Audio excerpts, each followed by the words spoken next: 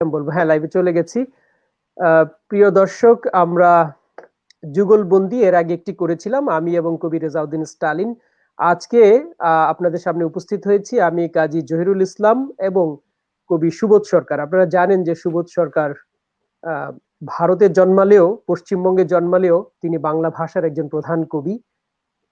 গভীর অন্তর্দৃষ্টি সম্পন্ন একজন মানবিক কবি বলে যাকে আমরা শনাক্ত করেছি। আহ, তিনি পৃথিবীর যেখানেই আহ, গণমানুষের উপর অত্যাচারের খড়গ নেমে এসেছে সেখানেই তিনি প্রতিবাদী হয়ে উঠেছেন। সেটা সরকারের বিরুদ্ধে হোক, কোনো ধর্মের আহ, ধর্মান্ধ মানুষদের বিরুদ্ধে হোক, যে কোনো অত্যাচারের বিরুদ্ধেই তিনি প্রতিবাদী ভূমিকা নিয়েছেন। আহ, তার অসংখ্য প্রতিবাদী কবিতা আছে। গুজরাটের যে ঘটনাটি ঘটেছিল, তখন তিনি কাল্লু কবিতা লিখে পুরো উপমহাদেশ কাঁপিয়ে দিয়েছিলেন। এবং সেই কবিতা বাংলাদেশ সহ বাংলাদেশ, পশ্চিমবঙ্গ এবং পৃথিবীর যেখানেই বাঙালিরা আছেন সেখানে হাজার হাজার বা লক্ষ লক্ষ ভার আবৃত্তি করেছে বাচিক শিল্পীরা, আবৃত্তি শিল্পীরা। আজকে আমি কাজী জহিরুল ইসলাম এবং কবি সুবোধ সরকার আমরা আপনাদের সামনে উপস্থিত হয়েছি। আমরা দুজন কিছু কবিতা পড়বো এবং গল্প করব, আড্ডা দেব। আশা করি আপনাদের ভালো লাগবে। আমি সুবোধদাকে অনুরোধ করছি কিছু বলে আপনার কবিতা দিয়ে আমরা শুরু করি। নমস্কার, শুভ সন্ধ্যা। কাজী জহিরুল ইসলাম এবং আপনারা যারা সবাই দেখছেন এই অনুষ্ঠান নিউ ইয়র্ক শহর থেকে ব্রডকাস্ট হচ্ছে বা টেলিকাস্ট হচ্ছে, যাই বলুন না কেন, বা ইন্টারনেট কাস্ট হচ্ছে, যেটাই বলুন না কেন। তা আমি বসে আছি ভারতের কলকাতার টালিগঞ্জের সিরিটি বলে একটি জায়গায়। আর আমার কবি বন্ধু কাজী জহিরুল ইসলাম বসে আছেন নিউ ইয়র্ক শহরে। এই মুহূর্তে নিউ ইয়র্কে কোথায় আপনি? আমি নিউ ইয়র্কের কুইন্সে। কুইন্সে আমি একাধিকবার গিয়েছি। আপনার সঙ্গে দারুণ সময় কেটেছিল নিউ ইয়র্কে। সে এক অভিজ্ঞতা। সে অভিজ্ঞতা আমি কোনো একটি লেখাতে লিখেও ছিলাম। তো আমার খুব ভালো লাগছে জাহিরুল, আপনার সঙ্গে অনেকদিন পরে এরকম সামনাসামনি কথা হচ্ছে, একেবারে প্রায় বলা যেতে পারে মুখোমুখি কথা হচ্ছে। টেকনোলজি আমাদের কত কাছে নিয়ে এসছে, আবার টেকনোলজি আমাদের শেখাচ্ছে দূরে যেতে। এই এক অদ্ভুত প্যারাডক্সের মধ্যে আমরা এই মুহূর্তে বসবাস করছি। তাহলেও আমার মনে হয় সারা পৃথিবী যখন বিপন্ন, যদিও আমি আজকে নিউ ইয়র্ক শহরের অনেকগুলো ছবি দেখলাম, সেখানে মানুষ একেবারে কাতারে কাতারে বেরিয়ে পড়েছেন সূর্য স্নানের জন্য। সেটা আমার কাছে খুব, হ্যাঁ বলুন। না না, তো আমি আমি ঠিক সূর্য স্নানের জন্য কাতারে কাতারে বেরিয়ে পড়ছে। হ্যাঁ, ওয়েদার একটু ইমপ্রুভ করেছে, রোদ উঠেছে। রোদ উঠলে নিউ ইয়র্ক শহরের লোকেরা একটু বাইরে বেরিয়ে, মানে আপনি তো সারা পৃথিবী ঘোরেন, আমি জানি যে হ্যাঁ, পার্কে পার্কে প্রচন্ড ভিড়। হ্যাঁ, আপনার কুইন্সেও কি ভিড় আছে? হ্যাঁ, পার্কে লোকজন যাচ্ছে, বেরিয়ে পড়ছে। বাচ্চাগুলো 4-5 বছরের বাচ্চাগুলো ঘুরে বেড়াচ্ছে। এনিওয়ে, সেটা তো অন্য প্রসঙ্গ। কলকাতাতেও আজকে প্রচুর লোকের ভিড়, রাস্তাঘাটে প্রচুর লোক বেরিয়ে পড়েছে এবং সবচেয়ে বিস্ময়কর, মদের দোকানে সাংঘাতিক ভিড়। সেখানে মানুষকে, পুলিশকে লাঠি চালাতে হচ্ছে। সেটা ইউরোপ কিংবা আমেরিকাতে হবে না, তো সেটা আমরা জানি, হবে না আমরা জানি। কিন্তু কলকাতার কথা আলাদা, দিল্লির কথা আলাদা, ব্যাঙ্গালোরের কথা আলাদা। সেখানে তো পুলিশ রীতিমতো হিমশিম খাচ্ছে। তো এই সমস্ত নিয়ে আমাদের বেঁচে থাকতে হবে, এর ভিতরে শিখতে হবে কি করে করোনা নিয়ে বেঁচে থাকতে হয়। সমস্ত বিজ্ঞানীরা তাই বলছেন। কিন্তু আজকে আমাদের মূলত এই এই যে সলিটিউড, এই যে নির্জনতা, এই যে লকডাউনের বাধ্যতামূলক গৃহবন্দী দশা, একে অতিক্রম করে যেতে পারে কবিতা, একে অতিক্রম করে যেতে পারে গান, একে অতিক্রম করে যেতে পারে শিল্প। তো আজকে জাহিরুল, খুব ভাল লাগছে, আপনি দীর্ঘদিন কবিতা লিখছেন। প্রিয় দর্শক বন্ধুদেরকে একটা কথা বলি, জাহিরুল আপনারা জানেন যে 8-এর দশক, বা আমরা এটাকে এখানে কলকাতায় যেটা বলি 80-র দশক, অর্থাৎ 1980 থেকে যে দশকটা শুরু হয়েছিল, সেই যে দশক, সেই দশকের একজন উল্লেখযোগ্য কবি কাজী জহিরুল ইসলাম। তার প্রচুর বই ভাই, আমার প্রায় দ্বিগুণ বই তিনি লিখেছেন। আমার থেকে অনেক পরে লিখছেন, পরে লিখতে এসেছেন। আমার সমস্ত চুল সাদা হয়ে গেছে, ওনার সমস্ত চুল এখনো কালো দেখতে পাচ্ছেন, কিন্তু উনি আমার প্রায় দ্বিগুণ বই লিখেছেন এবং একটা অসামান্য কাজ করছেন। কবিতার বই হয়তো আমার বেশি, স্বাভাবিকভাবে আমি কবিতাই সারা জীবন লিখে এলাম, গদ্য আর কি লিখলাম। গদ্য খবরের কাগজের জন্য লিখেছি আর লিটল ম্যাগাজিনের জন্য লিখেছি। তো সেটা আলাদা কথা, কিন্তু যেটা সবচেয়ে জরুরি বিষয়, একটা ভালো কাজ করছেন, যেটা আমি খুব মুগ্ধ। জাহিরুল যে কাজটা নিউ ইয়র্কে বসে করছেন, সেটা নিউ ইয়র্কে বসে করাটা হয়তো ওর পক্ষে একটু সুবিধাজনক হয়েছে। এটা বাংলাদেশে বসে কিংবা কলকাতায় বসে করলে হয়তো এতটা সুযোগ সুবিধা পাওয়া যেত না।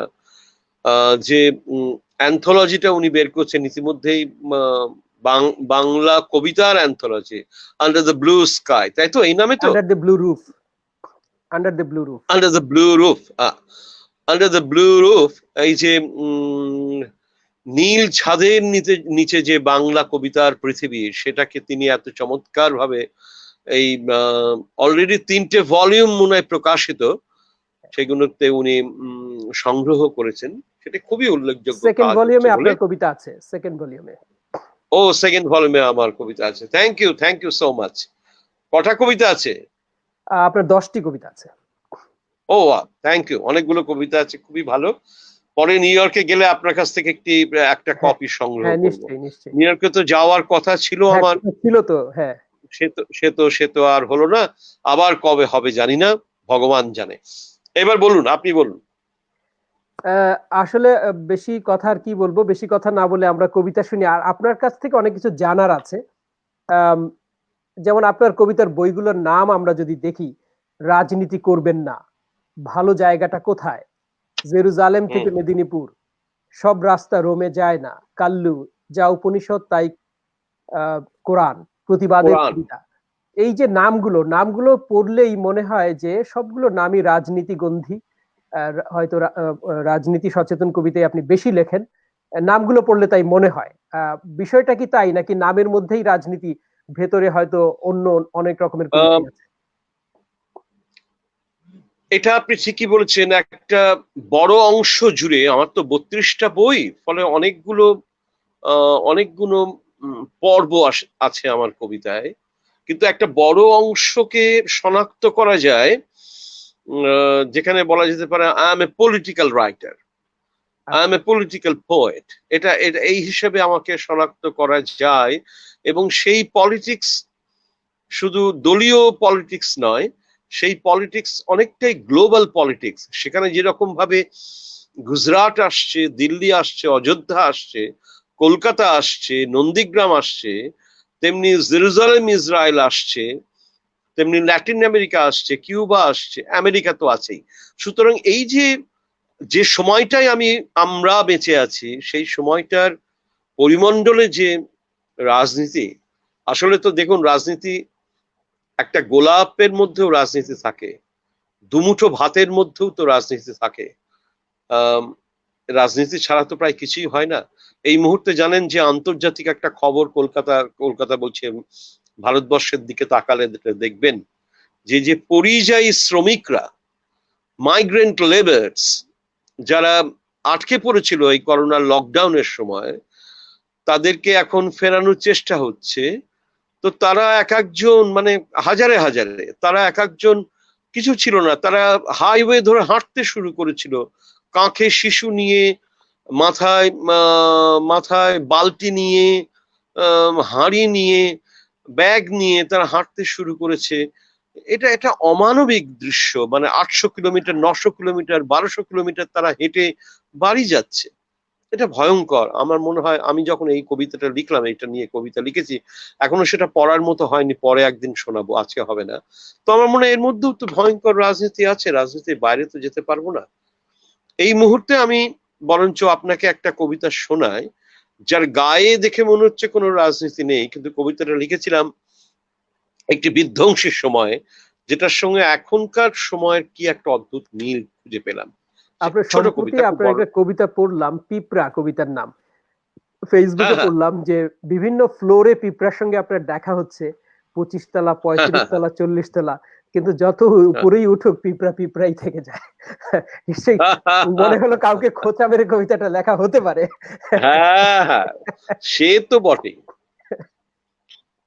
কবিতাটার নাম হচ্ছে, এটা এটা আমার এই বই থেকে, দৈপায়ন এই হ্রদের এই ধারে, বইটি এই দৈপায়ন হ্রদের ধারে, এই বইটি সাহিত্য একাডেমি পুরস্কার পেয়েছিল। 2000 সালে। আপনারা আপনারা জানেন যে সাহিত্য একাডেমি হচ্ছে পুরস্কার হচ্ছে ভারতবর্ষের সাহিত্যের জন্য সবচেয়ে, মানে প্রাতিষ্ঠানিকভাবে সবচেয়ে বড় পুরস্কার। এটি একটি জাতীয় পুরস্কার। আমাদের তো দেশ এত বড়। প্রজাপতি গ্রাম, পথে পথে প্রজাপতি, লোকে বলতো প্রজাপতি গ্রাম। শুক্লা তিথি চাঁদের সড়কে, দুপাশে ধানের ক্ষেত যেন চাঁদনি চক, কিন্তু ওরা বাড়ি ফেলে পালিয়েছে আসন্ন মড়কে। প্রজাপতি হয়েছে বিলীন, ধান কাটা হলো সারা, এবার আসেনি পার্বণ। পুরুষ থাকে না গ্রামে, উঠোনে উঠোনে নেই ভাত নেই, আছে 4 বোন। এবার হবে না ভাই ফোঁটা, এবার হবে না সেই উঠোনে উঠোনে কোজাগরি। লক্ষ্মী যদি নাই আসে, কি হবে লক্ষ্মীর পায়ে পায়ে?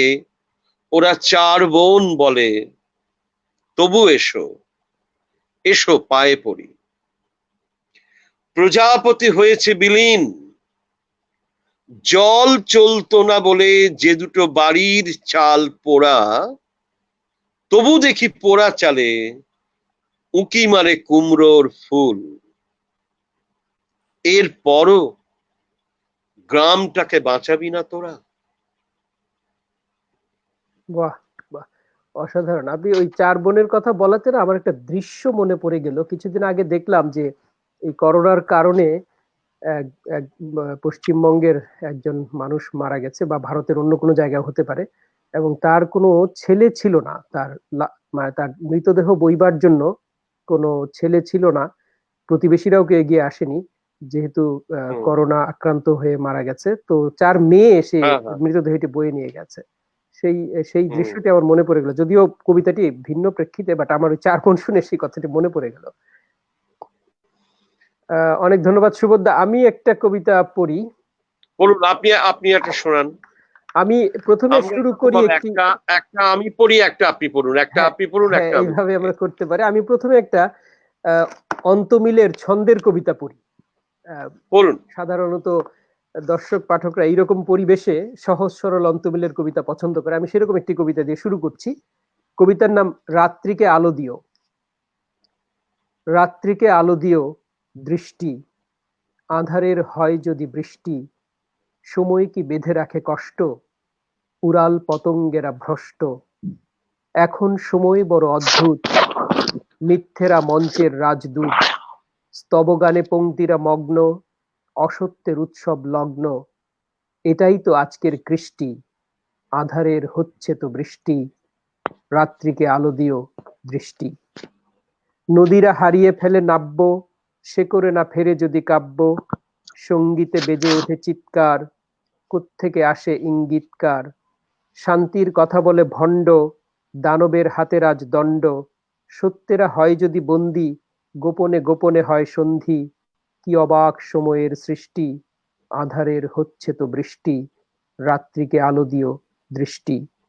দস্যুতা দাবি হলো ন্যায্য, সততাই আজ পরিত্যাজ্য, চোখ নাকি তুলে নেবে খুঁচিয়ে, সন্ত্রাসী হাঁটে বুক উঁচিয়ে।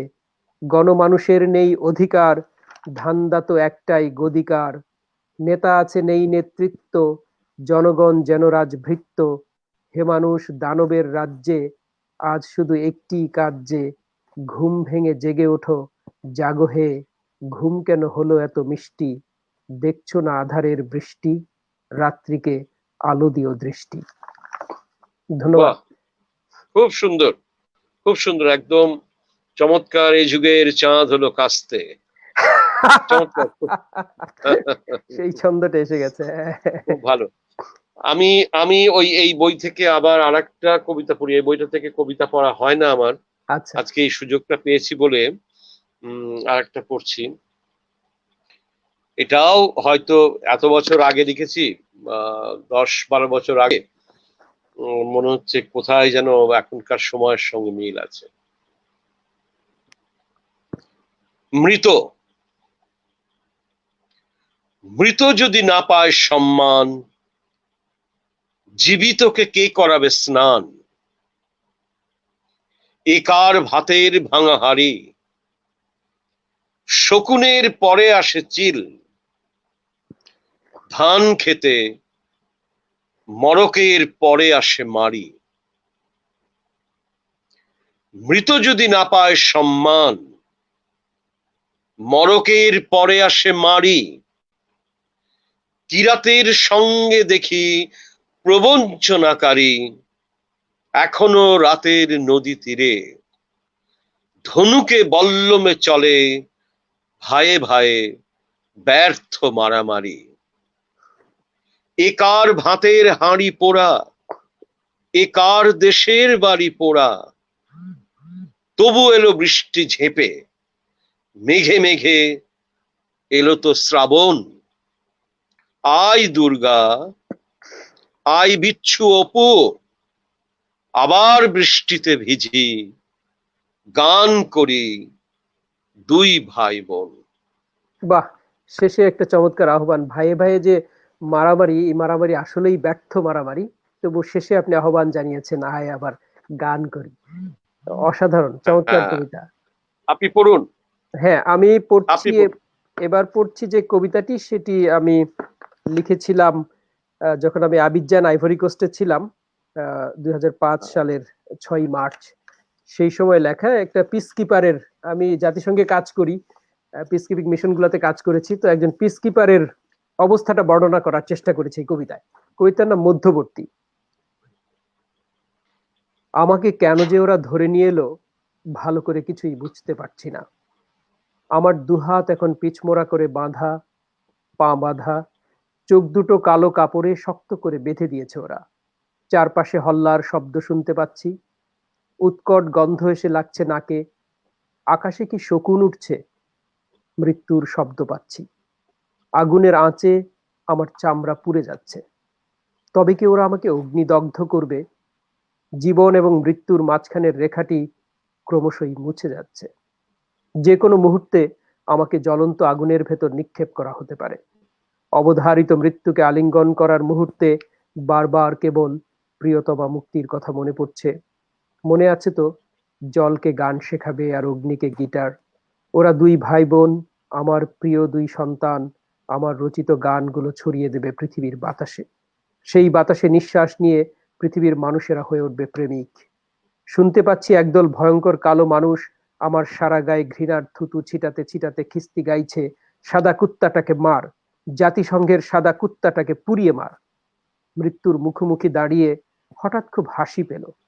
মাত্র 2 বছর আগে এক জার্মান তরুণী আমার সাথে হ্যান্ডশেক করেনি গায়ের রং কালো বলে, অথচ সেই আমি আজ পশ্চিম আফ্রিকায় এসে সাদা হবার অপরাধে মৃত্যুর মুখোমুখি।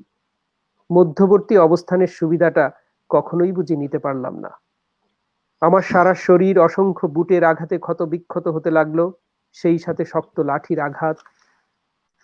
আমি আর চিৎকার করতেও পারছি না, গলা শুকিয়ে গেছে, জিহ্বা নড়ছে না, চামড়া ফেটে সমস্ত শরীর থেকে অসংখ্য রক্তের ধারা গড়িয়ে গড়িয়ে পড়ছে আফ্রিকার মাটিতে।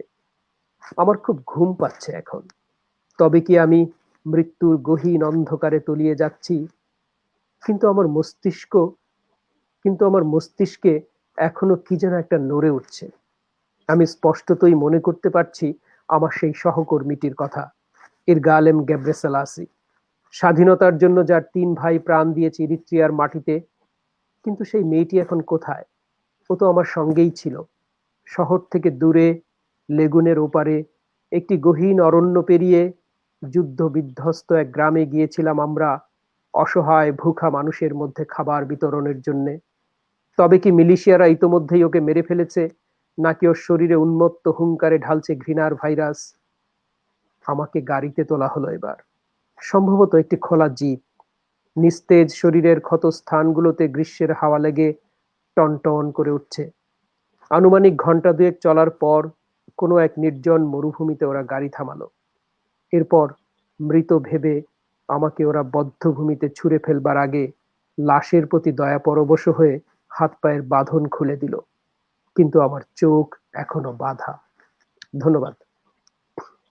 খুব ভালো কবিতা জাহিরুল, এবং আমার মনে হয় যে জাতিসংঘে অর্থাৎ ইউনাইটেড নেশনসে আপনি একজন আন্তর্জাতিক কর্মকর্তা হিসেবে আছেন বলেই হয়তো আপনি এই কবিতাটাকে ওই রকম একটা মাত্রায় তুলে দিতে পেরেছেন। অনেক বড় একটা জায়গায়, একটা হিউম্যান রাইটস এর একটা বেসিক জায়গায় আপনি কবিতাটাকে দাঁড় করাতে পেরেছেন। সত্যি খুব ভালো, একেবারে অন্য কবিতা। এই কবিতাটা আমি আগে শুনিনি। এটি কি নতুন লেখা না অনেক না, পুরনো? এটি অনেক পুরনো লেখা, 2005 সালে লেখা। খুব আচ্ছা একটা আচ্ছা পড়া হয় না, তবে ঢাকায় কেউ কেউ আবৃত্তি করেছে এটা। আচ্ছা আচ্ছা। না, এই কবিতার একটা অন্যরকম এই যে জাত এই কবিতার, হ্যাঁ হ্যাঁ এই যে আমি যেটাকে বলতে চাইছি যে এর যে জেনেসিস, এর যে জন্ম, এর যে যে জায়গা থেকে, যে পটভূমি থেকে, সেই পটভূমিটা এক একটা জায়গায় এক এক রকম, কিন্তু কোনো একটা জায়গায় এসে এই কবিতাটা যেখানে আমাদের নিয়ে যায় সেটা কিন্তু সব দেশে শেষ পর্যন্ত এক। হ্যাঁ, এবং এই যে শেষ পর্যন্ত এই সব ঘটনাগুলোই তো মানুষের চোখের জলের কারণ হয়। তো আমি সেই জাতিসংঘে জায়গাটা আপনি দারুণ ধন্যবাদ সুবোধ। জাতিসংঘে কাজ করার ফলে নানান দেশে কাজ করেছে এবং নানান বর্ণের মানুষের সঙ্গে মিশবার সুযোগ ঘটেছে।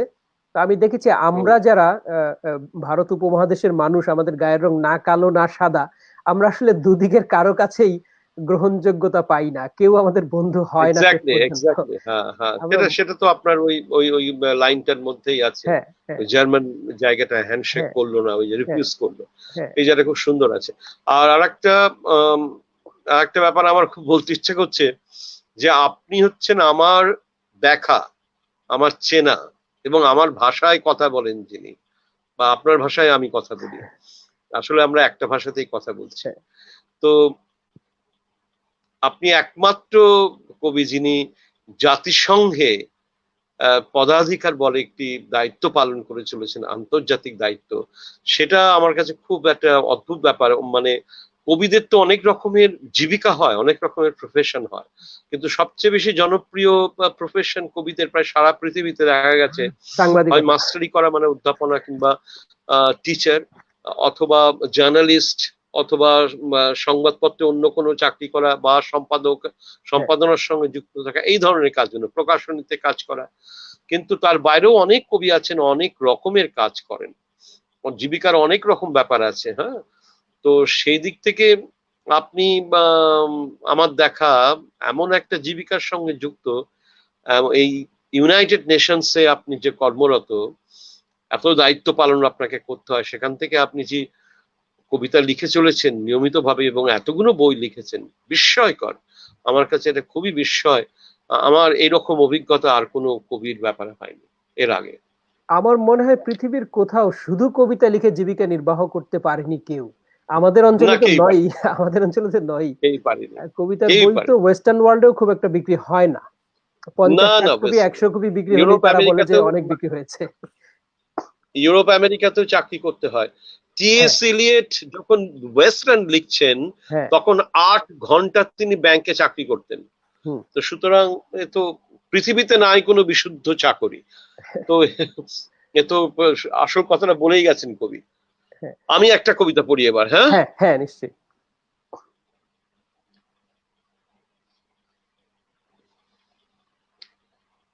আমি ধর্ম মানি না, আমি তোমাকে বলেছিলাম না। আকাশে ছিল গভীরতর মেঘ, শরীরে ছিল অধিকতর স্নেহ, বাগানে ছিল অমোঘ সন্দেহ, তোমাকে আমি বলেছিলাম না। যে কাজ আমি পারিনি, আমি পারিনি। দিনকে রাত, রাতকে দিন করতে আমি পারিনি। বকুলকে যে ভালোবেসেছি, বলিনি তাকে বিষ। লোকে তাকেই বৃষ্টি বলে, তাকেই বলে বারিশ। এইটুকু তো তফাৎ। রামকে দিয়ে পকেট মেরে করো না জালিয়াত। তোমাকে আমি বলেছিলাম না। এখানে লোকে বৃষ্টি বলে, ওখানে বলে বারিশ। আমাকে যদি মারতে হয় মারিস। গুলি করে বকুল পড়ে রয়েছে শুভ সন্ধ্যা। তোমাকে আমি বলেছিলাম না। বিউটিফুল, অসাধারণ কবিতা। অনেক ধন্যবাদ সুবোধদা। কয়েকজনের কমেন্ট আমি একটু পড়ে শোনাই যারা লাইভে দেখছে এবং কিছু কিছু কমেন্ট করছে। ঢাকা থেকে কবি মতিন রায়হান, হ্যাঁ, বৈশাখী বৈশাখী ও বব ডিলান। আচ্ছা, বৈশাখী ও বব ডিলান, এই কবিতা থেকে আপনি কবিতাটি পড়লেন। অনেকে কমেন্ট করেছে, আমি একটু কমেন্টগুলো পড়ে শোনাই। কিশোর কামাল অধ্যাপিকা একজন, তিনি ঢাকা থেকে দেখছেন। মতিন রায়হান কবি ঢাকা থেকে দেখছেন, বলছেন দেখছি ভালো লাগছে। মীর ফয়সাল মাহমুদ ঢাকা থেকে, ইয়াজদানি কোরাইশি, শুনছি অমিয় ভাষ্য, সময় অর্থবহ হচ্ছে, ভরে উঠছে ফাঁক ফোকর গুলো। মাসুম হাসান, তিনি আফ্রিকার একটি দেশে থাকেন, আবৃত্তি করেন, তিনি দেখছেন, বলছেন বাহ। তিনি বলছেন আগামী 8 মে অনলাইনে লিমা লেইজো আমি কবি সুবোধ সরকারের কবিতা পড়বো, বাংলাদেশ সময় রাত 10টা। আচ্ছা, শহীদুল হক বলছেন বাহ, মুগ্ধতায় ভরে গেল। এখানে আরো একটি কমেন্ট এসছে, মাহমুদা রিনি। আমি যারা আমার পেজে কমেন্ট করছেন সেগুলো আমি সরাসরি এখানে আপনাদের দেখাতে পারবো, আর যারা আমার অন্য ফেসবুক আমার প্রোফাইলে টাইমলাইনে কমেন্ট করছেন সেগুলো আমি এখানে দেখাতে পারবো না, বাট মাঝে মাঝে আমি পড়ে শোনাবো আপনাদের কমেন্টগুলো। সুবোধার কবিতা শুনলাম, এবার আমি আরেকটি কবিতা পড়তে পারি। তার আগে সুবোধা আপনাকে একটা প্রশ্ন করি, সেটা হচ্ছে যে আপনি তো কলকাতাতে অধ্যাপনা করেন, ইংরেজি সাহিত্য পড়ান, এবং পৃথিবীর অন্য দেশেও আপনি আমেরিকার বিভিন্ন বিশ্ববিদ্যালয়ে মাঝে মাঝে আপনি পড়াতে যান, এবং আপনি সাহিত্যই পড়ান। তো আন্তর্জাতিক সাহিত্য এবং বাংলা সাহিত্য, এই যে একটা তুলনামূলক বিশ্লেষণ আমরা প্রায়ই করার চেষ্টা করি। আমি কবিতার জায়গাটিতে আসি। আপনার আন্তর্জাতিক কবিতার সঙ্গে আপনার সম্পৃক্ততা আছে, আপনি সেই পড়ান এবং অনেক কবির সঙ্গে আপনার যোগাযোগ আছে। আর বাংলা ভাষার তো আপনি একজন অন্যতম প্রধান কবি। তো আপনার কি মনে হয় যে আমরা আমাদের বাংলা কবিতা কতদূর এগুলো, মানে আন্তর্জাতিক পরিমণ্ডলে আমরা যদি রেখে বিচার করার চেষ্টা করি, বাংলা কবিতার অবস্থানটি কোথায়? জাহিরুল, আমি একটা কথা বলি, এটা এটা ভীষণ, এটা হচ্ছে one of the most important unanswered questions, যে কোয়েশ্চেনটাকে এখনো অ্যাড্রেস করা হয়নি, আনঅ্যাড্রেসড। সেটা হচ্ছে এই, করাটা যাবে কি করে? বাংলা ভাষার কবিদের কবিতা না আছে ফরাসি অনুবাদ, না আছে রাশিয়ান অনুবাদ, না আছে স্প্যানিশ অনুবাদ, না আছে আরবিতে, না আছে ইটালিয়ানে, না আছে চৈনিক ভাষায়। আর ইংরেজিতে যেটুকুনি আছে সেও খুব একটা পাতে দেওয়ার মতো নয়। তো আমার কথা হলো, এই যে কম্পারেটিভ স্টাডিটা হবে, যে বাংলা কবিতা এখন কত এগিয়ে গেছে, বাংলা কবিতা যে কত নতুন ধরনের তার মেটাফর, নতুন ধরনের তার ইমেজ, তার কত রকমের পরিবর্তন এসেছে, তার বলার ধরনে কত পরিবর্তন এসেছে, ভঙ্গি কত পাল্টে গেছে। ওরা পোস্ট মডার্নিজমের কথা বলছে, আমরা তো পোস্ট মডার্নিজমের দিকে এগিয়ে গিয়েছি, এবং সেটা বহু আগেই। তো এই যে জায়গাটা তৈরি হয়েছে, কিন্তু এই জায়গাটা নিয়ে বললে তো ফাঁকা মাঠ, ওরা বলবে যে আপনি দেখান, আপনি উদাহরণ দিন, বইগুলো পাঠান, অনুবাদ কোথায়, স্প্যানিশে অনুবাদ কোথায়, ফরাসিতে অনুবাদ কোথায়, যেগুলো প্রধান ভাষা পৃথিবীর সেই ভাষাগুলোতে যদি অনুবাদ না হয়, এমনকি ইংরেজিতেও ভালো অনুবাদ নয়। রবীন্দ্রনাথের অনুবাদও তো খুব দুঃখের সঙ্গে জানাচ্ছি, দুঃখের সঙ্গে বলছি, আমি যতটুকু পৃথিবীতে আমি যত অনুবাদ কবিতা পড়েছি, ধরা যাক যে স্ট্যান্ডার্ড পাবলো নেরুদার কবিতার অনুবাদ, যে স্ট্যান্ডার্ড হচ্ছে ধরুন রায়ানের মারিয়া রিলকের অনুবাদ, বা ভজনেসেন্সকির কবিতার অনুবাদ, বা মিরোস্লাভ হলুবের অনুবাদ, নিকানোর পাড়ার অনুবাদ, সেই স্ট্যান্ডার্ড, সেই অনুবাদ, একেবারে জীবন্ত অনুবাদ, সেই অনুবাদ তো রবীন্দ্রনাথের হয়নি এখনো। জীবনানন্দ দাশের একটি অসামান্য অনুবাদ করেছিলেন, তাও অনেক বছর আগে, খুব সুন্দর অনুবাদ করেছিলেন ক্লিন্টন বি সিলি, শিকাগো বিশ্ববিদ্যালয়ের। সে বইটির নাম ছিল হচ্ছে আ পোয়েট অ্যাপার্ট। তিনি একেবারে বরিশালে গিয়ে পড়তে পারেন বলে তার পক্ষে এই অনুবাদটি করা সম্ভব হয়েছে। হ্যাঁ, উনি ভালো বাংলা জানেন, এবং শুধু তাই নয়, বরিশালে গিয়ে 2 বছর ছিলেন, বরিশালের একেবারে ডায়ালেক্ট তিনি বলতে পারেন। তো এই যে পরিশ্রমটা উনি করেছেন, এই ভালো কাজটা হয়েছে, এইভাবে যদি অনুবাদ না হয় তাহলে কি করে হবে? সুতরাং এই একটা জায়গায় তো ভাবা যায় যে মাইকেল মধুসূদন দত্তের ভালো অনুবাদ নেই। অনুবাদ তো ভালো হতে হবে। এটা তো আমাদের একটা, আবার তেমনি এখনকার সময় যে আধুনিক পর্ব, আধুনিক কাল, সুনীল শক্তিদের সময় থেকে শুরু করে একেবারে আজকে 0 দশক পর্যন্ত যে ছেলেমেয়েরা লেখালেখি করছে, তাদের সমস্ত লেখার অনুবাদ যদি না পাওয়া যায়, তাহলে লোকে বুঝবে কি করে যে বাংলা কবিতা কত এগিয়ে গেছে। আমি বহু জায়গায় বিদেশে এবং স্বদেশেও ভারতবর্ষের বিভিন্ন ভাষাভাষীদের কাছে গিয়ে যখন বাংলা কবিতার এত সুনাম করি, তখন তারা বলেন যে বইগুলো দিন, পড়ে দেখি, অনুবাদগুলো দিন, অনুবাদগুলো দিন, অনুবাদ না দিলে কি করে বুঝবো? তখন খুব অসহায় লাগে। দাদা, আরেকটা জিনিস আমি যোগ করি এর সঙ্গে, অনুবাদ নেই সেটি তো একটা আমাদের অসম্পূর্ণতা আছে, যে কারণে আমরা পাতে দিতে পারছি না কিছু আন্তর্জাতিক পরিমণ্ডলে। কিন্তু আমাদের ভারতবর্ষে, বিশেষ করে বাংলাদেশ এবং পশ্চিমবঙ্গে যারা ভালো ইংরেজি জানেন, ইংরেজিতে লেখেন, তারা বাংলাটা পড়েও তো আমাদের বাংলা কবিতার বইগুলোর ভালো রিভিউ ইংরেজিতে করতে পারে, অন্তত তারা রিভিউটা পড়তে পারে। সেই কাজটিও কিন্তু খুব একটা করেন না। যারা ভালো ইংরেজিতে লিখতে পারেন তারা এই কাজটি করছেন না। এই দায়টি আমি তাদের দেব। আমাদের কবিদের মধ্যে তো এক ধরনের সংকীর্ণতা আছে, অন্যের প্রশংসা আমরা করতে চাই না। যারা রিভিউ করেন, ইংরেজিতে ভালো লেখেন, বাংলাদেশে না কম হলেও কলকাতায় কিন্তু প্রচুর লেখক আছেন যারা খুব ভালো ইংরেজিতে লেখেন, এবং আন্তর্জাতিক অনেক জার্নালে তারা লেখেন।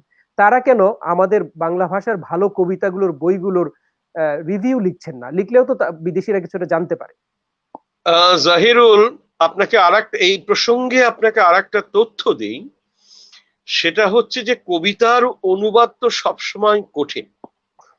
কবিতার অনুবাদ, ফ্রস্ট বলেছেন যে what is lost in translation that is poetry. সেটাই হচ্ছে অনুবাদ। অনুবাদ খুব কঠিন। কিন্তু ফ্রস্টের কথাটার উল্টো দিক থেকে বলেছিলেন একটা অসামান্য কথা। সেটা হচ্ছে, আপনার খুব কাছেই তিনি থাকেন, মেক্সিকোতে। তিনি থাকতেন নোবেল লরিয়েট, মেক্সিকোর কবি অক্টাভিয়া পাজ। তিনি বলেছিলেন 20 শতাব্দী, যেটা আমাদের গত শতাব্দীর কথা যেটা সম্পর্কে বলেছিলেন, this is the century of translations. We cannot exist without translations. Very true. It's খাঁটি কথা, absolutely true. we cannot have any dialogue. সে কারণেই কিন্তু we cannot have any communication without translation. Exactly. সে কারণেই আমরা the blue roofটা করছি। If we want to hear each other, if not groan, if we want to hear each other, we have to sit together, and it is possible only through translation. Exactly. তো এই জায়গাটাকে মজবুত করার খুব দরকার ছিল, সেটা করতে পারি। আমাদের আবার উল্টো দিকেও একটা ভয় আছে। এটা বাংলাদেশে অনেক ভালো, আমাদের এখানে এটা একটা ভয়ের জায়গা। কলকাতাতে, বিশেষ করে কলকাতাতে বাংলাতেও সেই পরিমাণে অনুবাদ হয় না। অনুবাদটা হয় কাদের জানেন? ফরাসি লেখকদের। আগে ছিল একটা প্রথমে ছিল একটা ফ্রেঞ্চ ওয়েভ, তারপর আপনি ধরতে পারেন তারও আগে English wave, French wave, Russian wave. রাশিয়ানটা এসেছিল, আছড়ে পড়েছিল কলকাতা এবং ভারতবর্ষে। তার কারণ হচ্ছে বুঝতেই পাচ্ছেন, সেটার পেছনে সম্পূর্ণভাবে সোভিয়েত ইউনিয়নের একটা বড় ভূমিকা ছিল। তারপরে শেষে একটা যে বড় ওয়েভ গেছে সেটা হচ্ছে স্প্যানিশ ওয়েভ। কেন এই মার্কেজের হাত ধরে প্রায় বলা যেতে পারে সারা ভারতবর্ষে স্প্যানিশ ওয়েভ আছড়ে পড়েছিল। তো এইগুলো ওয়েভের সঙ্গে সঙ্গে প্রচুর ভালো অনুবাদ হয়েছে, কিন্তু দুঃখের বিষয় এখন যে ধরনের অনুবাদগুলো হচ্ছে, বিশেষ করে গত 15-20 বছরে, সেগুলো আবার ঠিক মতো উল্লেখযোগ্য কাজ হচ্ছে। একটা দুটো ভালো কাজ হয়তো হচ্ছে, কিন্তু সেই রকম ভালো কাজ হচ্ছে না। এটা দুদিক থেকেই, অনুবাদের তো দুটো দিক আছে। আমি যে ভাষায় লিখছি সেই ভাষা হচ্ছে একই সঙ্গে টার্গেট ল্যাঙ্গুয়েজ, আবার যে ভাষায় আমি অনুদিত হতে চাইছি, অর্থাৎ ইংরেজি কিংবা ফরাসি কিংবা রাশিয়ান কিংবা স্প্যানিশ, সেগুলো হচ্ছে টার্গেট ল্যাঙ্গুয়েজ। তো এই দুটো, এটা বোথ ওয়ে ট্রাফিক। এই দুটো জায়গাতেই যদি অনুবাদের অভাব ঘটে, তাহলে কিন্তু সেই জাতি হিসেবে আস্তে আস্তে শুকিয়ে যায়। এটা বারবার দেখা গেছে। যদি আলো অন্যান্য জানলা খুলে দিতে হয়, বুদ্ধদেব বসু ছিলেন বলে, বুদ্ধদেব বসুর মতো মানুষ ছিল বলে আমরা সেই বরিস পাস্তারনাক থেকে শুরু করে বোদলেয়ার, রিলকে থেকে শুরু করে একেবারে মেঘদূত পর্যন্ত তার অনুবাদে আপ্লুত হয়েছি, বারবার তার কাছে আমরা ফিরে গেছি। সুতরাং বুদ্ধদেব বসুকে যেমন দরকার, তেমনি মানবেন্দ্র বাবুকে দরকার, তেমনি আরো অনেকে যারা অনুবাদ করেন। আপনারা নিশ্চয়ই জানেন সম্প্রতি সাহিত্য একাডেমি পুরস্কার অনুবাদটা আসলে বোথ ওয়ে, আন্তর্জাতিক বিভিন্ন ভাষার ভালো বিভিন্ন ভাষার ভালো কবিতাগুলো যেমন আমাদের পড়তে হবে, বাংলায় অনুবাদ হওয়া দরকার, আমাদের কবিতাগুলো বিভিন্ন ভাষায় অনুবাদ হওয়া দরকার। সে মানে অন্য ভাষার কবিতা কিছু অনুবাদ হচ্ছে, বাংলায় আসছে, আমরা পড়তে পারছি, কিন্তু বাংলা ভাষার কবিতা অন্য ভাষায় মোটেই হচ্ছে না। মানে একেবারে যা হচ্ছে উল্লেখ করার মতো কিছুই না, এবং কোয়ালিটি। আপনি এবার একটা কবিতা শোনান। হ্যাঁ, আমি কবিতা শোনাই, এরপরে আপনি একটু ওই যে রিভিউটা কেন করছে না আমাদের লেখকরা, সেইটা নিয়ে আপনি একটু বলবেন। আমি এবার যে কবিতাটি পড়ছি এর নাম সাঁওতাল শিশু। পাখির ডানার নিচে উলঙ্গ শিশুরা, গাছের পাতার নিচে সাঁওতাল শিশুরা, ওরা বেড়ে ওঠে রোদের সতীর্থ, মেঘের আড়ালে ঢাকা পড়ে স্বপ্ন, শুধু রাত জাগে ক্ষুধা, লুকোচুরি আলো ছায়া রোদের, পাতার ফাঁকে শীত গ্রীষ্ম বৃষ্টি ও উত্তাপ, শরৎ সন্ধ্যায় ঝরে পড়ে রাঙা অক্ষরের পাঠ শিল্প, ক্ষুধার আগুনে পুড়ে যায় গ্রন্থ গ্রাম। একবার 1962 সালে ইক্ষুরসের বন্যায় ভেসে গেল সাহেবগঞ্জ, সাহেবদের পাড়া থেকে সাঁওতাল রমণী কুড়িয়ে আনে শিশু, সাঁওতাল রক্তে রাঙা গ্রাম, মাটি, ইক্ষুর শেকড়, সাহেবদের পাড়া থেকে কুড়িয়ে আনা শিশুরা কাঁদে ভয়ানক ক্ষুধায়, কাক আর কুকুরের সাথে দৈরথে ওরা হেরে যায়, হামার সোনার লাগি জুট বেলায় এক মুঠো চাল, সাঁওতাল রমণীর চিৎকারে উনুনে আগুন জ্বলে, শিশুরা কুড়িয়ে আনে রাজনৈতিক পোস্টার, এর চেয়ে দাহ্য আর কি আছে উনুন ধরাবার। জ্বলছে আগুন সাঁওতাল পল্লীতে, জ্বলছে আগুন সাঁওতাল চুল্লিতে, পুড়ে যাচ্ছে জয়পুর মাদারপুর, পুড়ে যাচ্ছে পোস্টার নেতার ছবি, এর চেয়ে দাহ্য আর কি আছে আগুন জ্বালাবার। ধন্যবাদ। বাহ, খুব ভালো। তা আমি এই কবিতাটা আপনার শোনার সঙ্গে সঙ্গে মনে হলো আমার একটা কবিতা পড়ে শুনিয়ে দিই। হ্যাঁ, নিশ্চয়ই। মানে আপনি আমাকে ধাবিত করলেন এই কবিতাটার দিকে। এই কবিতাটার নাম হচ্ছে ঘর ওয়াপসি। মানে এই ঘর ওয়াপসি হচ্ছে একটা বিরাট রাজনীতি ভারতবর্ষে চলেছে এবং চলছে এখনো। তো এই যদিও এটা রাজনৈতিক কবিতা, কিন্তু আসলে এটা প্রেমের কবিতা। ঘর ওয়াপসি। বাড়িতে বলেছি, বলি রাস্তাকে। এটা বলেনি, এটা আমার এক ছাত্র যে প্রেমে পড়েছিল, একটি হিন্দু ছাত্র যে মুসলমান মেয়ের প্রেমে পড়েছিল, সেই ছাত্রকে নিয়ে খুব সমস্যা হয়েছিল সেই সময়ের লেখা। আচ্ছা, বাড়িতে বলেছি বলি রাস্তাকে গলা ছেড়ে করি গান, মেয়েটি মুসলমান। বলেছি পাড়ায় কলেজে কলেজে নিমেষে ওঠে তুফান, মেয়েটি মুসলমান। পার্টিকে বলি বলি রাষ্ট্রকে বলি হিন্দুস্তান, মেয়েটি মুসলমান। মেয়েটির নাম সীতা, ভোটার লিস্টে কলেজ রেজিস্টারে রুকসানা রহমান। বলি পার্টিকে বলি রাষ্ট্রকে ওকে ছাড়া বাঁচবো না, ওই লোহা ওই সোনা। বাবা মাকে বলি বলি আকাশকে গলা খুলে করি গান, মেয়েটি মুসলমান। বাহ, আপনি মুসলমান মেয়ের নাম আনতে গেলে রুকসানা নামটাই আনেন। আমি দেখেছি আগের এক কবিতায়ও হ্যাঁ, আমার ওই ইয়েতে আছে, কাল্লুতে একদম ঠিক ধরেছেন। কাল্লুতে ওই আপনি প্রথমেই বললেন কাল্লু। কাল্লুতে, হ্যাঁ। আমি কিছুদিন আগে একটা কবিতা লিখেছি, দিল্লি পুড়ে যাচ্ছে। না, আমি অবশ্য ফিরোজার নামটাও আমার খুব আমার আমার আরো একজন খুব পরিচিত ছিল ফিরোজা, এই নামটাও।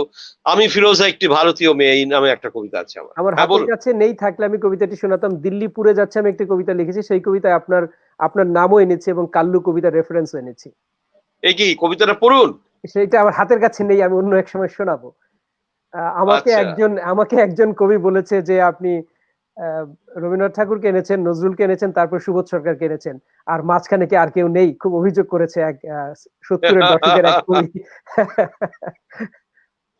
তো ভাই কি কাণ্ড! এই তো দেখছি রেজাউদ্দিন স্ট্যালিন দেখছে। হ্যাঁ, রেজাউদ্দিন স্টালিন দেখছেন এবং বলছেন যে ভালো লাগছে। স্টালিন কেমন আছো?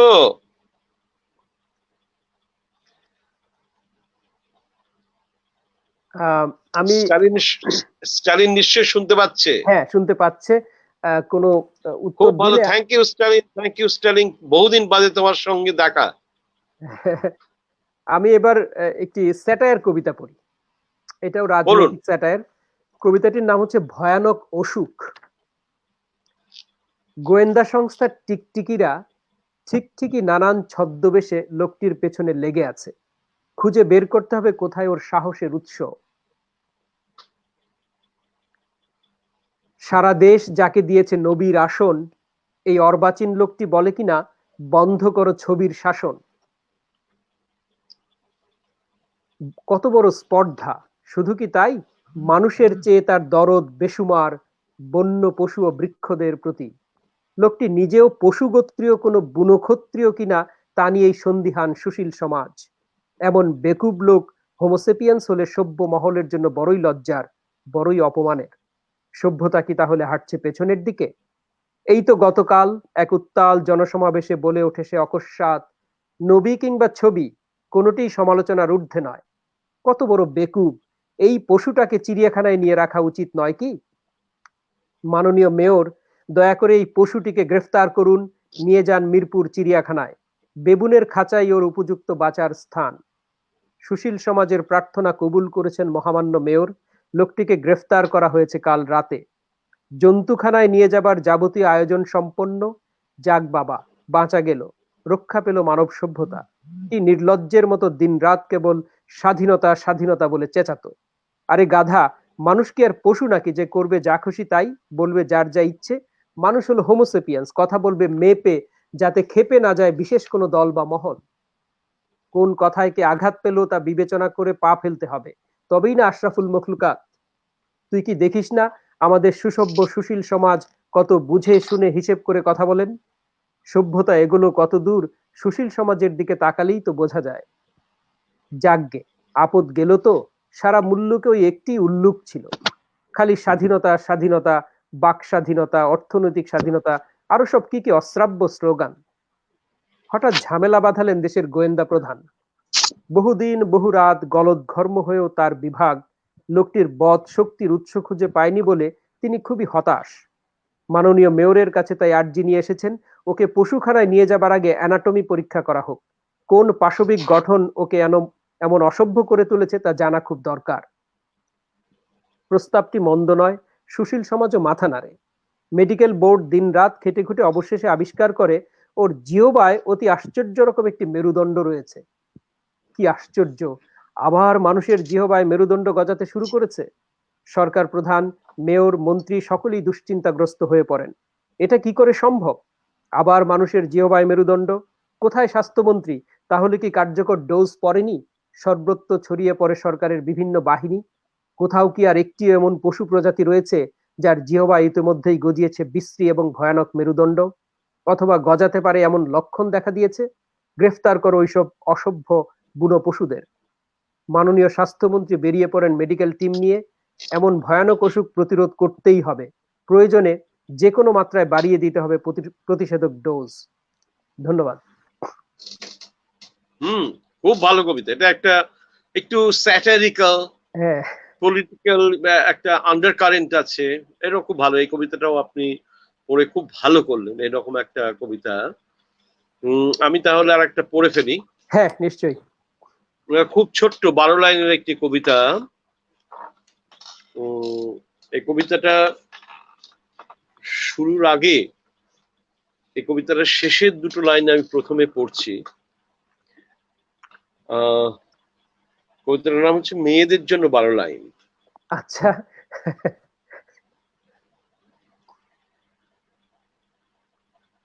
মেয়েরা অনেক দুঃখে বাড়ি ছেড়ে যায়, তাহলে কি আরো দুঃখে বাড়ি ফিরে আসে? আমার বাড়ির ঠিক ঈশান নৈরিতে, কি গ্রীষ্ম কি শীতে, মধ্যরাতে সুটকেস হাতে একটি মেয়ে চলে যায়। একক্রোশ দূর গঙ্গায়। রাত দুটো ফিরে আসে অন্য একটি মেয়ে, তার শঙ্খ পরা হাতে টিনের সংসার। ভোর রাতে চলে যায় আরো একটি মেয়ে, এক বস্ত্রে, তবু এত ভার। ফিরে আসে মধুবালা, মধু তবে আজও চর লাথি পোড়া ভাত খেতে ভালোবাসে। মেয়েরা অনেক দুঃখে বাড়ি ছেড়ে যায়, মেয়েরা অনেক দুঃখে বাড়ি ফিরে আসে। আসলে এই প্রথম দুই লাইন, এই দুই লাইনেই তো হয়ে গেছে পুরো কবিতা। একটি অসাধারণ কবিতা। মেয়েদের অবস্থানটা, মেয়েদের আসলে কোনোটাই নিজের বাড়ি নয়। একটা হলো বাপের বাড়ি, আর একটা হলো স্বামীর বাড়ি। মানে এটা কি যে একটা কষ্টকর অবস্থা। যদি না মানে কারো স্বামীর সঙ্গে সুসম্পর্ক হলে, সম্পর্কটা পাকাপোক্ত হলে হয়তো তারপরেও স্বামীর বাড়ি থেকে যায়, শ্বশুর বাড়ি, স্বামীর বাড়ি, বাবার বাড়ি এই থেকে যায়, নিজের বাড়ি আর হয় না। এটা এটা খুবই একটা আমাদের অঞ্চলের মানুষের জন্য একটা বড় ট্র্যাজেডি, মেয়েদের জন্য। এবং সেই বিষয়টি উঠে এসছে পুরো আপনার এই কবিতাটিতে। আমি এবার এরপরে আপনাকে পড়তে না দিয়ে আমি আরেকটা কবিতা পড়ছি। শিওর। হ্যাঁ, এটাও খুব ছোট কবিতা, সম্পূর্ণ আলাদা। এই লেখাটা লিখেছিলাম। একজন একটা মন্তব্য করেছে, এই মন্তব্যটি আছে এখন স্ক্রিনে, আপনি দেখছেন বোধহয়, যে পুঁথি সাহিত্য নিয়ে কিছু জানতে চায় একজন আপনার কাছে। তার নাম এথেন্স শাউন। আপনি কবিতাটা পড়ার পরে হয়তো এই বিষয়ে একটু কিছু বলবেন।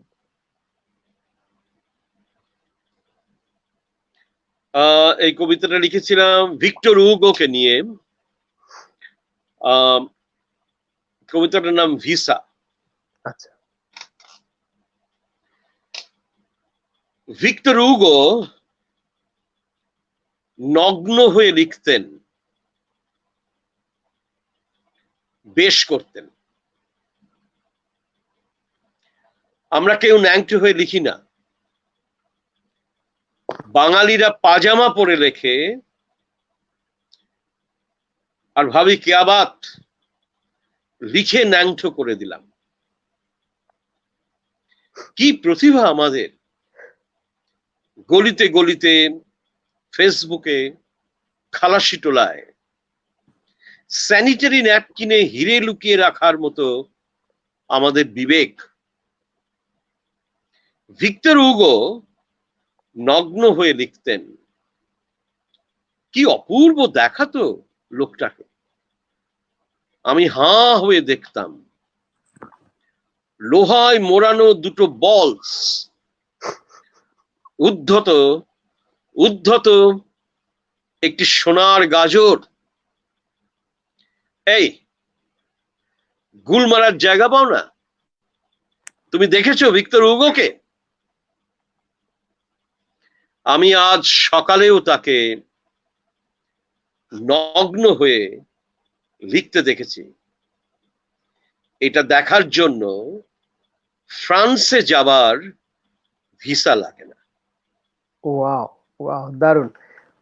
ভিক্টর হুগোর কথা বলাতে আমার মনে পড়লো যে ভিক্টর হুগো এক ধরনের কবিতা আহ, উম, প্রবর্তন করেন, পান্তুম।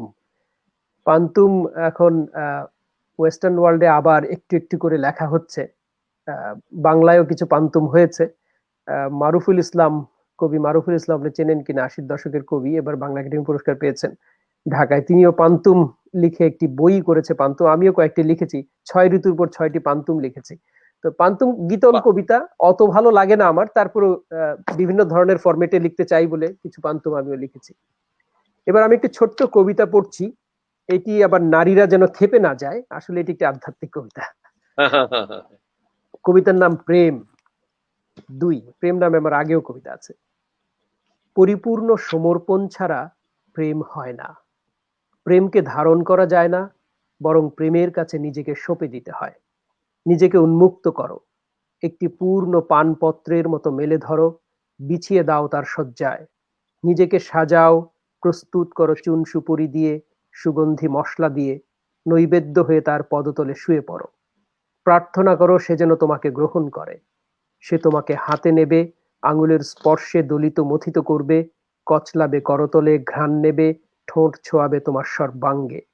তারপর গুঁজে দেবে তার পবিত্র মুখ গহ্বরে। দাঁত ও জিহ্বার স্পর্শে সে তোমার অঙ্গসজ্জাগুলো ভাঙবে, খুলবে, চিবিয়ে চিবিয়ে তোমার সকল অহংকার চূর্ণ করবে, যাতে তুমি হয়ে উঠতে পারো নরম, মসৃণ, নিরহংকার একদলা প্রেমিক। বাহ, খুব ভালো। আচ্ছা, আমি আমি একদম ছোট 5 লাইনের হ্যাঁ, দুটো নিশ্চয়ই। কবিতা শোনাই। হ্যাঁ। এই কারণে যে এটা এটা হচ্ছে আমার আমার মা এবং বাবা থাকতেন পাবনায়, আচ্ছা। পাবনা জেলায়। আমি এতবার ঢাকা গিয়েছি, আমার এখনো পাবনা যাওয়া হয়নি। আমার খুব যাওয়ার ইচ্ছা, কিন্তু যেতে পারিনি। পাবনার পাবনার শীতলাই বলে একটা গ্রাম আছে, সেই গ্রামে আমার বাবা থাকতেন, আমার মা থাকতেন। এই গ্রামটা খুব বিখ্যাত এক অর্থে। এই গ্রামেই কিন্তু 2-3 জন কবি জন্মেছিলেন। হ্যাঁ, উম হ্যাঁ, এবং এবং পাবনার তো এবং আমাদের এবং ওই যে এমনকি হায়দার পরিবারের সবাই তো কবি। দাউদ হায়দার, হ্যাঁ, জাহিদ রায় হায়দার, পরিবার, মাসুদ হায়দার। হ্যাঁ, হুম। যারা এপারে চলে এসেছিলেন। তারপরে সুচিত্রা সেনের জন্মভূমি। জন্ম পাবনায়, হ্যাঁ। সে এক অদ্ভুত পাবনা। সে যাই হোক, আমি তো পাবনা দেখিনি, কিন্তু একটা কবিতা এখানে আমি শরণার্থী পরিবারের সন্তান হিসেবে কয়েকটা কবিতা লিখেছিলাম। তার থেকে ছোট ছোট দুটো আপনাকে শোনাই, আপনাদের শোনাই। এটার নাম হচ্ছে পোস্ট কার্ড। মায়ের দুটো চোখের নাম পাবনা, চলকে ওঠে জল। গ্রামের নাম শীতলায়, দুপয়সায় এক ধামা চাল। পাঠাবো ভারতবর্ষে, যখন আমি বড় হচ্ছি পাবনা জেলার স্পর্শে। বাহ বাহ, দারুণ। ছোট্ট কিন্তু এরপরে এটা আমার মায়ের একটা সঙ্গে ছোট্ট, যে আমার পাবনা বাবা, জেলার সম্পর্কটা সেটা উঠে এসছে কবিতায়। হ্যাঁ, এটার নাম হচ্ছে বর্ডার। বাবার পিঠে তুলসী গাছ। আমি আজকে জাহিরুল যে কবিতাগুলো পড়ছি, সেই কবিতাগুলো আমি কখনো কোনোদিন কোথাও পড়িনি। আচ্ছা, একটা আনকমন কবিতা শোনার সুযোগ পাচ্ছে আজকে যারা অনুষ্ঠানটি দেখছে। একেবারে এইসব কবিতা আমি কোনোদিন কোথাও, এমনকি মঞ্চেও পড়িনি। বর্ডার। বাবার পিঠে তুলসী গাছ, ওই তো আর একটু দূরে যশোর, তারপরেই দাঁড়িয়ে আছে ভোর, নতুন কলোনিতে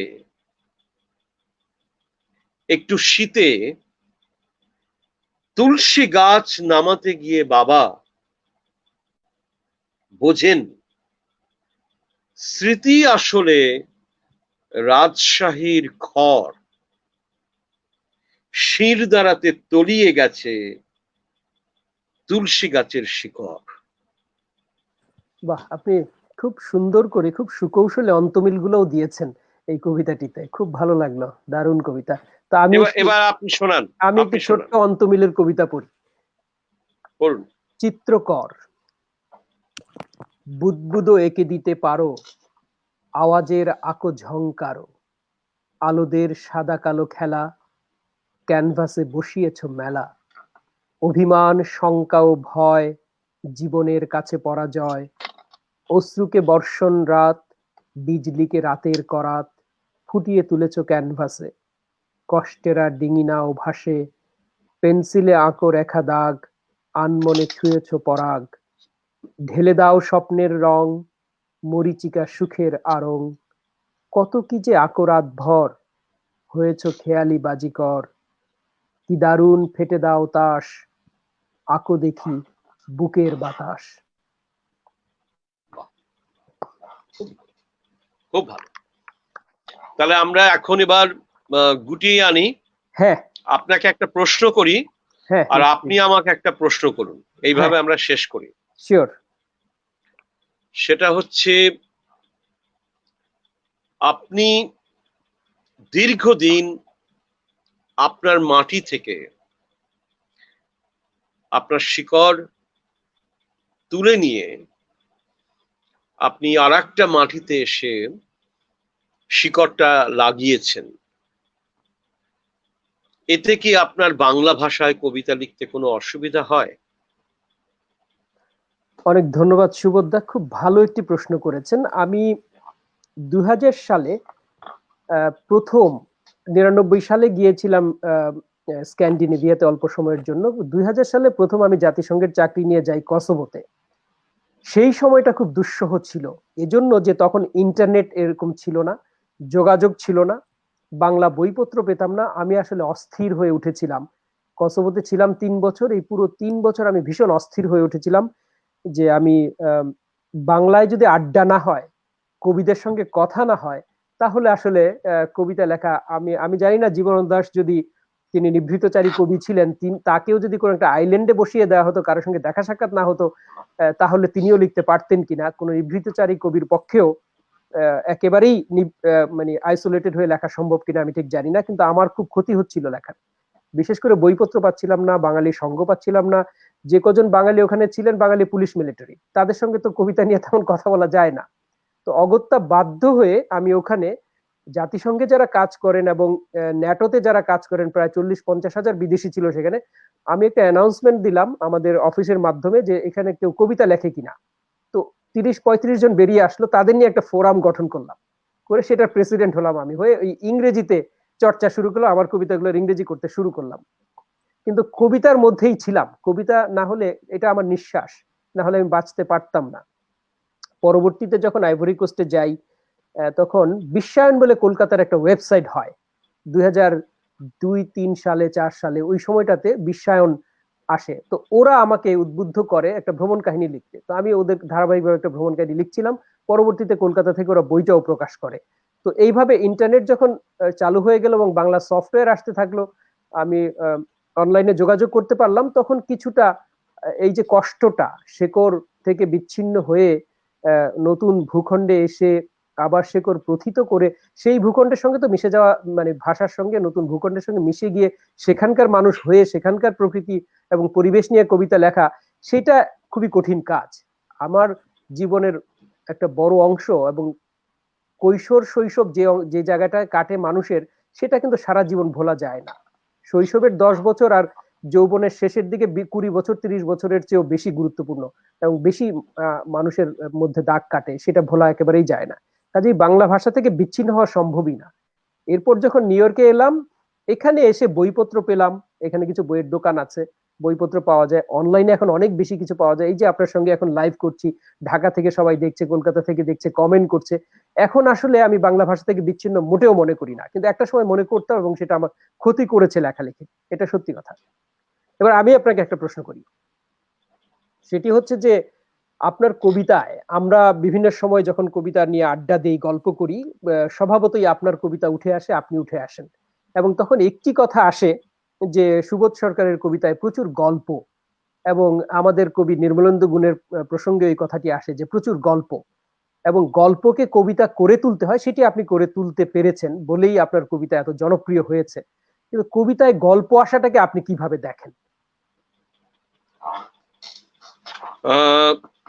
জাহিরুল, এটা তো একটা আন্তর্জাতিক প্রশ্ন এবং একটা আবহমান প্রশ্ন।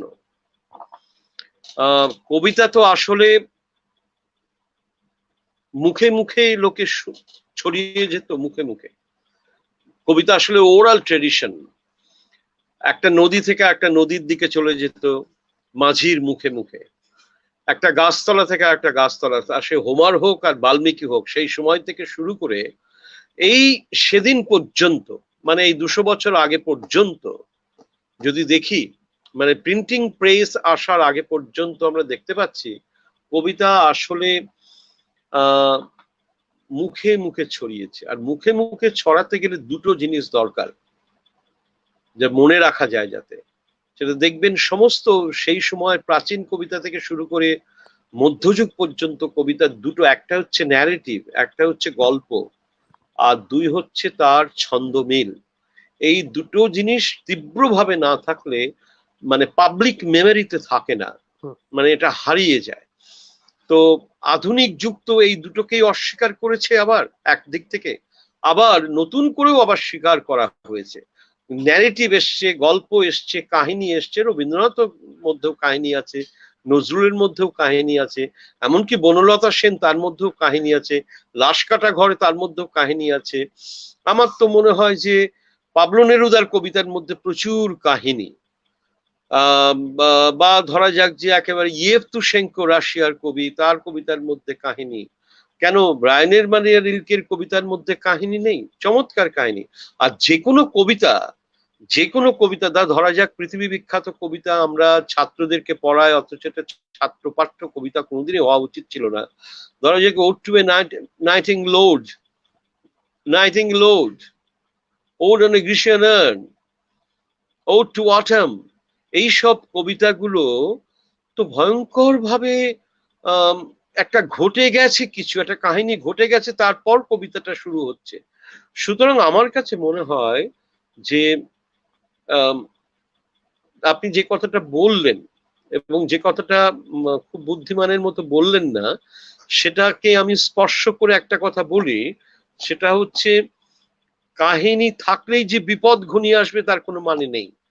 কাহিনীকে আপনি কিভাবে ব্যবহার করবেন, এই যে ধরা যাক যে আপনি আমার সদ্য মানে মাত্র 48 ঘন্টা আগে লিখেছি যে কবিতাটা পিঁপড়ে নিয়ে, সেটা সম্পর্কে আপনি মনে করে বলতে পারলেন, তার মধ্যেও লক্ষ্য করলে সরাসরি কাহিনী নেই, কিন্তু মনে হবে একটা কাহিনীর আদল আছে, গল্প আছে ওর মধ্যে। পিঁপড়েটা প্রথমে 5 তলায় দেখা হচ্ছে, পিঁপড়ের সঙ্গে আমার 10 তলায় দেখা হচ্ছে, তারপরে 20 তলায় দেখা হচ্ছে, 25 তলায় দেখা হচ্ছে, 30 তলায় দেখা হচ্ছে, তারপরে 30 তলায় পৌঁছে আমি দেখছি পিঁপড়ে আসলে শেষ পর্যন্ত যত ওপরেই উঠুক না কেন পিঁপড়েই থেকে যায়, ঠিক মানুষের মতো।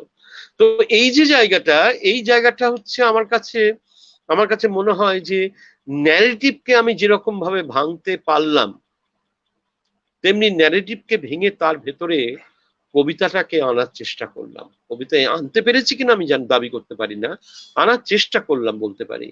এইভাবেই হয়তো, কিন্তু এর সঙ্গে তো একটা সত্যি বিশেষ করে ল্যাটিন আমেরিকা এবং পূর্ব ইউরোপ এবং অ্যান্টি পোয়েট্রির একটা চূড়ান্ত সম্পর্ক আছে, যেটা বাংলা কবিতারও একটা ঐতিহ্য, পাশাপাশি একটা ঐতিহ্য। যেরকম ভাবে লিরিক্যাল কবিতা, মধুর কবিতা, সুন্দর প্রেমের কবিতা যেরকম একটা ঐতিহ্য বাংলা কবিতার, তেমনি বাল্মীকি থেকে শুরু করে আজ পর্যন্ত লেখা অনেক কবিতা আছে যা রাজপথ থেকে সরে গিয়ে দাঁড়িয়ে নতুন নিজস্ব পথে চলা শুরু করেছে যে কবিতা, সেই কবিতাও কিন্তু ওই মধুর কবিতার পাশাপাশি দাঁড়িয়ে থেকেছে। সুতরাং সেই দিক থেকে আমার মনে হয় গল্পের একটা প্রয়োজন ছিল, গল্পের একটা প্রয়োজন আছে, গল্পের একটা প্রয়োজন থাকবে। গল্প ছাড়া মানুষের জীবন হয় না, গল্প ছাড়া কোনো কবিতাও হয় না। তার মানে আপনার, আমি যদি সাবস্টেন্সটা নেই আপনার উত্তর থেকে, সেটি হচ্ছে গল্প দিয়ে গল্প কবিতা আসতে পারে, তবে সেটিকে কবিতা করে তুলতে হবে, সেটি হচ্ছে আসল নিশ্চয়ই, কথা। সেটি যেন নিছকই জাস্ট বর্ণনা, একেবারে সাদামাটা বর্ণনা যদি হয়, যার লাইনে লাইনে কবিতা না হয়, পংক্তিতে পংক্তিতে কবিতা হয়ে না ওঠে, তাহলে কবিতা ঝুলে যাবার সম্ভাবনাটা থাকে। যেটি আমি অন্তত মনে করি যে আপনার তুকারাম বলেন কিংবা কাল্লু বলেন, এই কবিতাগুলো আমি পড়েছি, আমার কাছে অসাধারণ কবিতাই মনে হয়েছে। এবং আসলেই মনে রাখার জন্য একটি গল্প দরকার, সেটি খুবই সত্যি কথা। আমি কয়েকটি কমেন্টস একটু পড়ে শেষ করছি। সুহিতা সুলতানা বলছে, শুনছি, অভিনন্দন দুজন কবিকে, অনেকদিন পর সুবোধাকে দেখলাম, ভালো লাগছে অনুষ্ঠান। সুহিতা, কেমন আছো? ভালো আছো তো? মীর ফয়সাল মাহমুদ বলছেন, দুই কবির কবিতা এবং কথা শুনে অনেক ভালো লাগছে, ধন্যবাদ। ইয়াজদানি কুরাইশি, জহির ভাই ধন্যবাদ সুবোধাকে চমৎকার জরুরি বিষয়টি তুলে ধরার জন্য। ব্লু রুফের জন্য ধন্যবাদ আপনাকে, অনুবাদকে সর্বোচ্চ গুরুত্ব দেওয়ার সময় পেরিয়ে যাচ্ছে, অনেক ধন্যবাদ। আরো বেশ কিছু আছে। কাজী ওয়াদুদ বলেছেন, একরাশ মুগ্ধতা নিয়ে দেখছি শুনছি প্রিয় কবিদের চমৎকার সব কবিতা ও কথামালা। ইশরাত মেরিন বলছেন, দুজন গুণী মানুষের জ্ঞান ঋদ্ধ কাব্যালোচনা মুগ্ধ হয়ে শুনলাম। আপনাদের সবাইকে অনেক ধন্যবাদ যারা এতক্ষণ আমাদের এই অনুষ্ঠানটি দেখলেন। মাঝে মাঝে এরকম একজন কবিকে নিয়ে আমি আপনাদের মুখোমুখি হব। এর আগে কবি রেজাউদ্দিন স্টালিনকে নিয়ে এসেছিলাম, এবার কবি সুবোধ সরকার, এরপরে আবার হয়তো অন্য কোনো বাংলা ভাষার গুরুত্বপূর্ণ কবিকে নিয়ে আপনাদের সামনে হাজির হব। ধন্যবাদ, সবাই ভালো থাকবেন, অনেক ধন্যবাদ। সুবোধ দা, আমরা তাহলে এখন শেষ করি।